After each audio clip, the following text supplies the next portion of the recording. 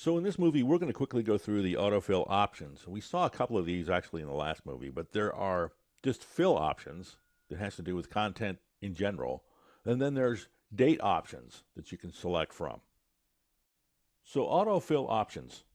There are basically 4 different ways you can fill some cells with some content using these options. The first one is, and we're going to select the cell, hover over the fill handle, drag down, release, and then left-click this Mark tag. We can copy the cells.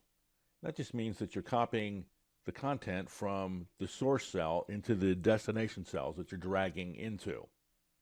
We can fill a series, grabbing the fill handle, dragging down, and this is the default way that autofill is set up to work. This is what will happen if you choose nothing. You'll actually automatically just fill the series. And we did that in the prior movie. You can fill formatting only. So we drag the formatting from the source cell, which was the red font, into the destination cells. Or we can, sort of the reverse of that, fill without formatting.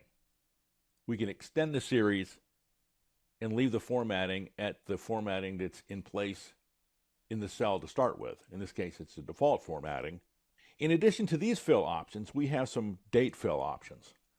I'm going to select the date, and this time right-click the fill handle, drag down, and we get some date options below the other options that we just explored: the copy cells, fill series, fill formatting only, and fill without formatting.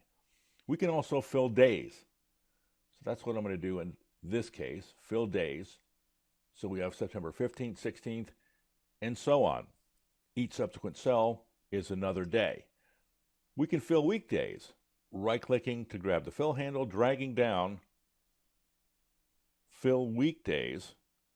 And even though we began on a weekend, you can see the last 2 entries, we went from Friday to Monday. So we're just filling the cells with weekdays. We can fill months, right-clicking, dragging down,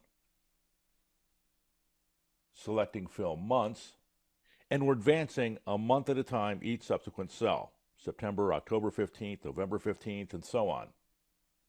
And finally, we can fill years. Right-clicking, dragging down, selecting the option to fill years.